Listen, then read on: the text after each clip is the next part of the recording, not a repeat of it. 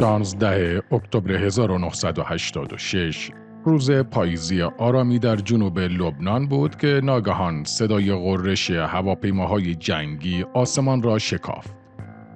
چندین فروند جنگنده فانتوم F4 از پایگاه هوایی در اسرائیل برخاسته و مشغول بمباران مواضع جنبش فتح و اردوگاه‌های آوارگان فلسطینی در حومه سیدا بودند. در میان آنها فانتومی که رون آراد افسر سیستم‌های تسلیحاتی آن بود برای بمباران منطقه آماده می‌شد. لحظاتی بعد در حالی که دود و آتش ناشی از بمباران منطقه را فرا گرفته بود، اتفاقی غیرمنتظره رخ داد. یکی از بمب‌ها پس از رهاسازی در نزدیکی جنگنده فانتوم منفجر شد.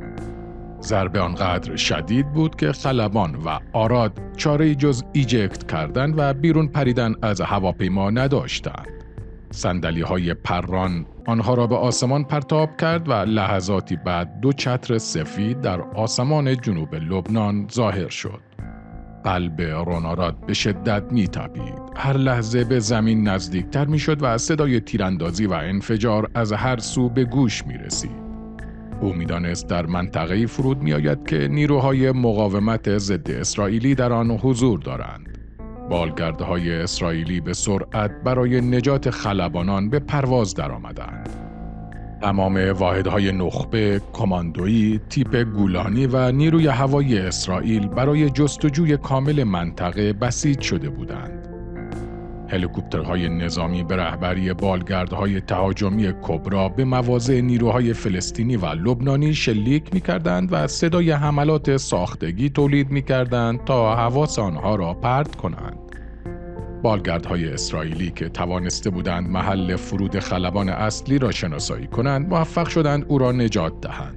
اما قبل از آن که آنها بتوانند به رون آراد برسند، نیروهای مقاومت مؤمنه لبنان زودتر از چریک‌های فلسطینی و کماندوهای اسرائیلی توانستند آراد را به اسارت گرفته و به سرعت از منطقه خارج کنند. آنچه در آن روز پاییزی رخ داد، سرآغاز یکی از پیچیده‌ترین پرونده‌های تاریخ اسرائیل شد. پرونده‌ای که 3 دهه بعد همچنان گشوده است و به نماد شکست اطلاعاتی عملیاتی اسرائیل تبدیل شده. اسارت رون آراد نه تنها سیاست‌های اسرائیل در قبال اسرای نظامی را دگرگون کرد، بلکه به محور اصلی بسیاری از تحولات منطقه‌ای تبدیل شد. پرونده‌ای که پای چندین کشور و گروه را به میان کشید و با وجود صرف منابع گسترده اطلاعاتی و میلیون‌ها دلار هزینه همچنان در حاله از ابهام باقی مانده است. سلام و خوش آمدید به کانال پروفایل. ما در این ویدیو داستان زندگی رون آراد، خلبان مفقود شده اسرائیلی و ماجرای گم شدن او را برایتان روایت می‌کنیم.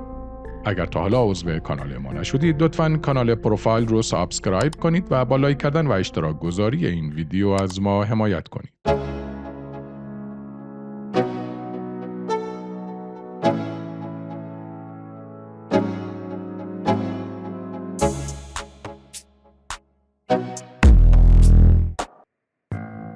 رون آراد در سال 1958 به دنیا آمد. پس از اتمام تحصیلات در تل‌آویو در سال 1978 به خدمت نظامی پیوست و 1 سال بعد به رویای دیرینه‌اش رسید: خلبان شدن در نیروی هوایی اسرائیل.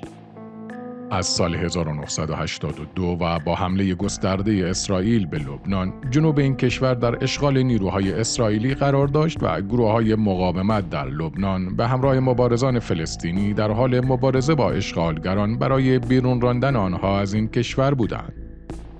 در این دوران جنوب لبنان عملاً به صحنه عملیات‌های مداوم اسرائیل تبدیل شده بود و جنگنده‌های اسرائیلی مناطق مختلف را بمباران می‌کردند. عصر آن روز سرنوشت ساز رون آراد و خلبانش یشای آویرام بخشی از یک عملیات گسترده بودند. چندین فروند هواپیمای فانتوم F4 برای بمباران مواضع نیروهای فلسطینی و اردوگاه آوارگان المیه در جنوب سیدا به پرواز درآمده بودند. 3 ساعت بعد آراد که از شکستگی دست رنج می‌برد، سوار بر اتومبیل شخصی در حالی که چند ماشین دیگر حامل نیروهای مسلح او را اسکورت می‌کردند، از سیدا به طرف بیروت حرکت داده شد. در طی مسیر، دژبانی‌ها و پست‌های بازرسی گروه‌های مختلف مسلح از جمله ارتش لبنان قرار داشتند. ماشین حامل آراد قبل از رسیدن به یکی از این پست‌ها سعی کرد تا با روشن و خاموش کردن چراغ‌های جلو بفهماند که مجروح دارد و نمی‌تواند بایستد. ولی نیروهای مسلح به سمت کاروان در حال عبور شلیک کردند، اما به کسی آسیب نرسید.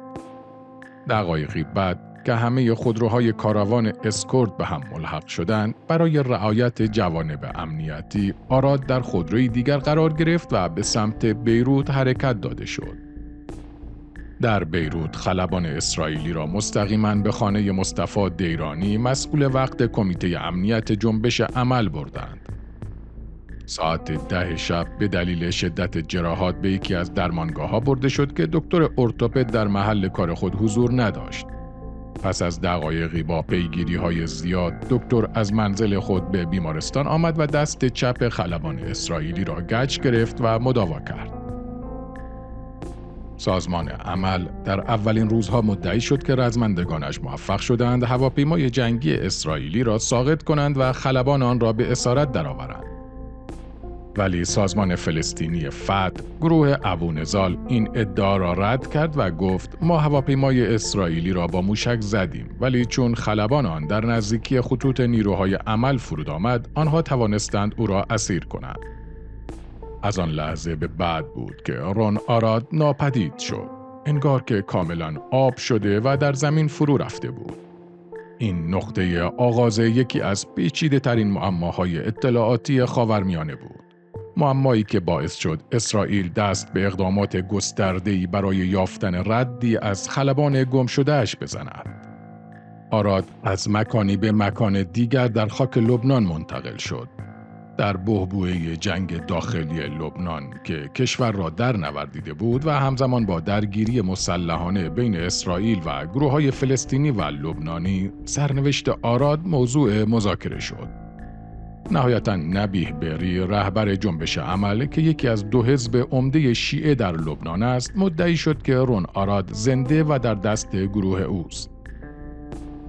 1 سال پس از اسارت آراد، جنبش عمل با پخش 3 نامه با دستخط آراد که خطاب به خانواده‌اش نوشته شده بود و 2 تصویر از او در حال اسارت، ثابت کرد که او زنده است و در اختیار گروه شیعی عمل قرار دارد.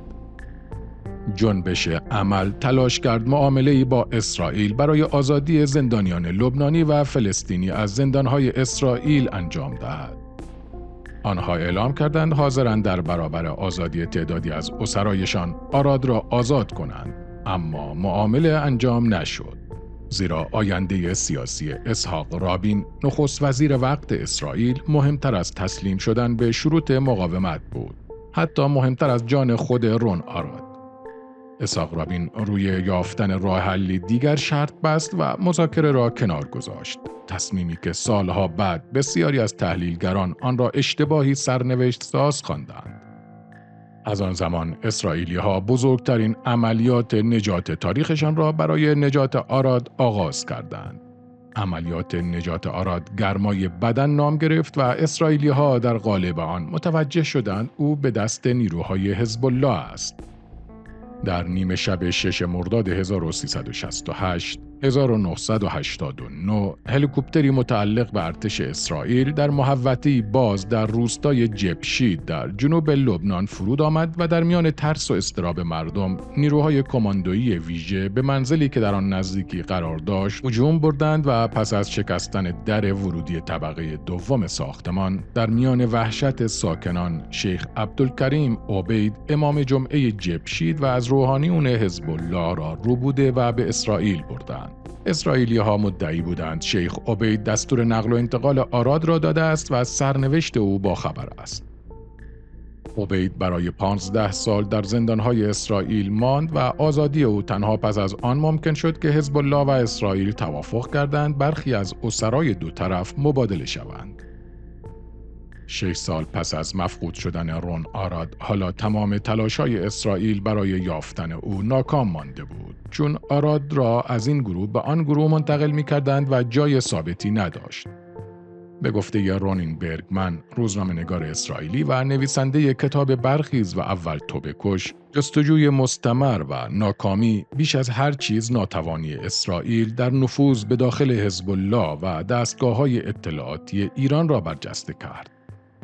همزمان افزایش اقدامات چریکی نیروهای عماد مغنیه هم خسارات روحی شدیدی برای نیروهای اسرائیلی در لبنان به بار می‌آورد. به همین دلیل اسرائیل طرحی ریخت که در آن سید عباس موسوی، دبیر کل حزب الله، یا یکی از 2 معاونش را می‌ربود و برای معاوضه با آراد به عنوان گروگان نگه می‌داشت. در 7مین سالگرد کشته شدن شیخ راغب حرب در فوریه 1992 اسرائیل از یک فناوری جدید جاسوسی از لبنانی‌ها و حزب الله استفاده کرد. اینکه در 3000 متری حسینیه محل سالگرد هواپیمای کوچک بی صدایی را پرواز دهد که روی دماغش دوربینی نصب شده باشد. در آن زمان این پهپاد به تعبیر رونین برگمن معجزه فناوری اطلاعات به شمار می رفت و یک عامل کلیدی در فراهم کردن اطلاعات شده بود.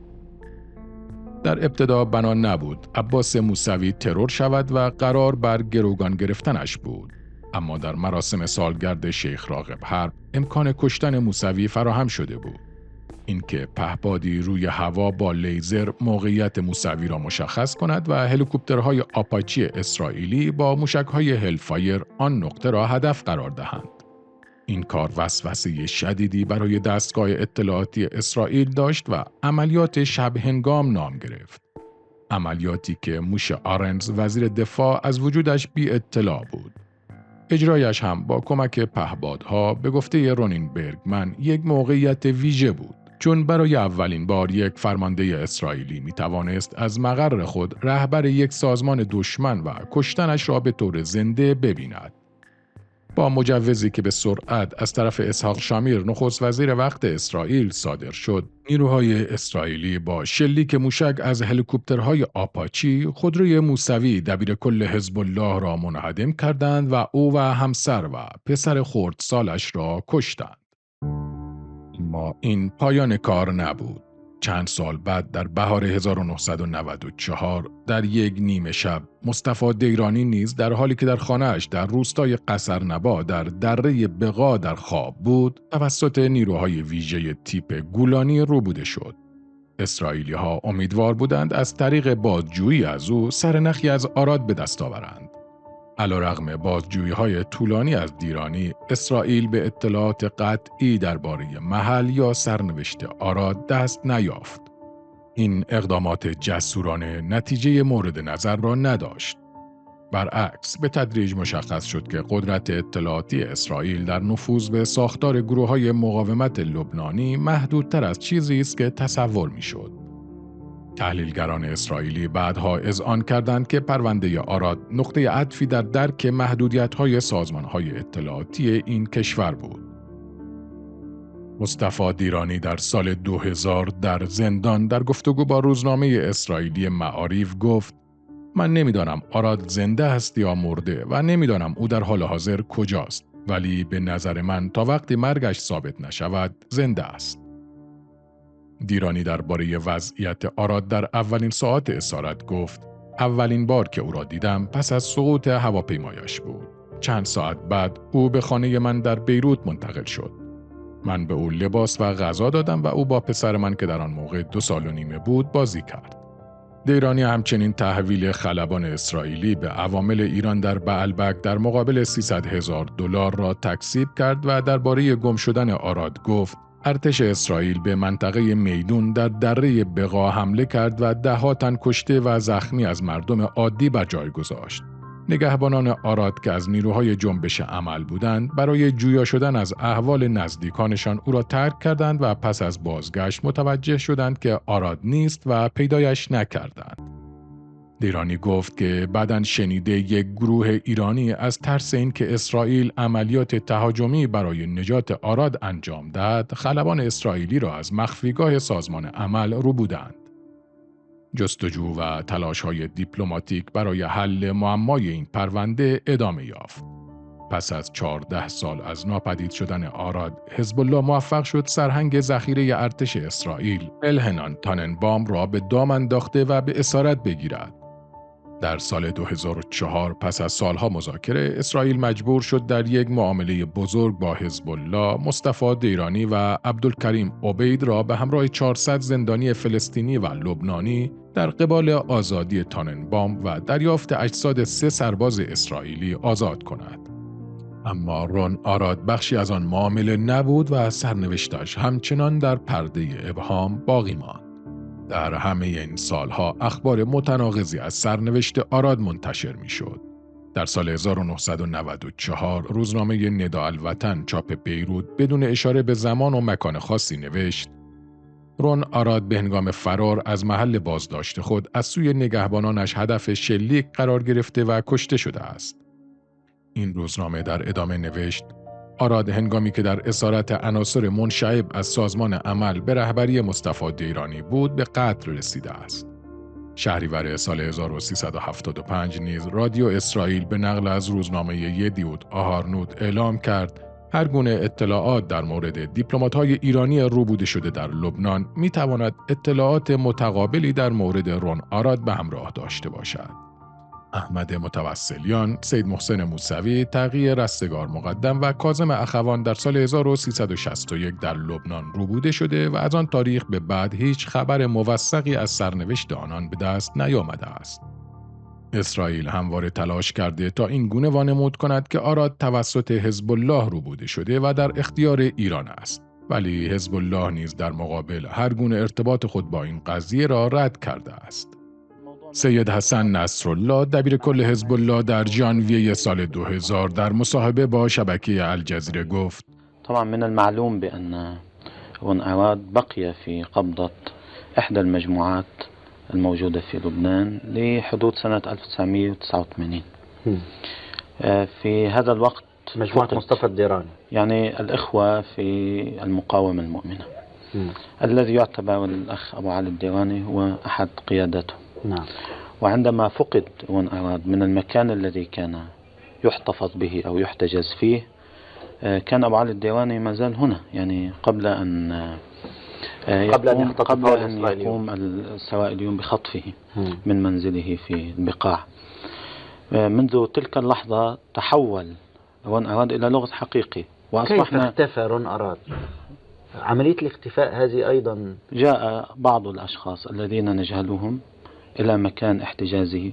حصل طبعا خلل أن الذين كانوا يحرسونه من شباب هذه المجموعة سقط لهم بعض أقاربهم شهداء في مواجهات عنيفة حصلت في منطقة البقاع الغربي، ويومها قاتل 17 شاب كتيبتين من القوات الخاصة الإسرائيلية في قرية اسمها ميدون. واستشهد هؤلاء الشباب بأكملهم في أعنف مواجهة يتحدث عنها الإسرائيليون منذ الحروب العربية الإسرائيلية. بعض هؤلاء الشهداء كانوا من أقارب الشخص أو الشخصين اللذين كانا يحرسان المكان، فبفعل هذه الحادثة هما أغلقا الباب وأقفلاه وذهبا ليتفقدا مثلا أقاربهم الذي سقط شهيدا أو مشاكل. في هذه الفترة عادوا بعد ساعات قليلة فلم يجدوا رون آراد في هذا المكان الذي كان محتجزا فيه. الآن هنا طبعا صار في احتمالات كثيرة، يعني البعض وجه الاتهام إلى إيران أنها مجموعة ذات صلة بالجمهورية الإسلامية خطفت رون آراد وأخذته إلى إيران. مجموعة قالت أن هؤلاء الذين أو بعض الأشخاص هؤلاء اختطفوه وأعطوه للسويريين. كلا هذين الاحتمالين ليس صحيحا. يعني أنا على ثقة ويقين بأن رون آراد ليس في قبضة الإيرانيين وليس في قبضة السويريين، في قبضة من وليس في قبضة حزب الله بالتأكيد. لو كان عندنا منذ مدة طويلة كنا ربما بدلنا عليه.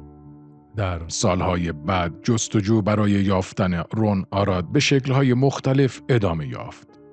در سال 2006 در جریان جنگ 33 روزه، اسرائیل در مذاکرات آتش‌بس بار دیگر موضوع آراد را مطرح کرد و خواستار روشن شدن سرنوشت او شد. به دنبال آن، حزب الله تیمی را برای تحقیق درباره سرنوشت آراد تشکیل داد. 1 سال بعد این گروه نامه‌ای دست‌نویس و عکسی از رون آراد مربوط به سال 1988 را تحویل داد. همچنین بقایای جسدی که ادعا می‌شد ممکن است متعلق به آراد باشد به اسرائیل تحویل داده شد، اما آزمایش‌های DNA این فرضیه را رد کرد. اسرائیل برای یافتن نشانه‌هایی از رون آراد که تصور می‌کرد در ایران زندانی است، در سال 1389 کارزاری تبلیغاتی را انداخته و برای هر گونه اطلاعاتی که به یافتن او منجر شود 10 میلیون دلار جایزه تعیین کرد. سپس یک بنیاد خیریه راه اندازی کرده و از طریق تبلیغ آن و وعده جایزه 10 میلیون دلاری در شبکه‌های ماهواره‌ای به دنبال جلب همکاری برخی افراد در داخل ایران بود. آنطور که برخی مقامات قضایی در ایران در همان سال 89 اعلام کردند، برخی ایرانیانی که با این بنیاد تماس گرفته بودند بازداشت شدند.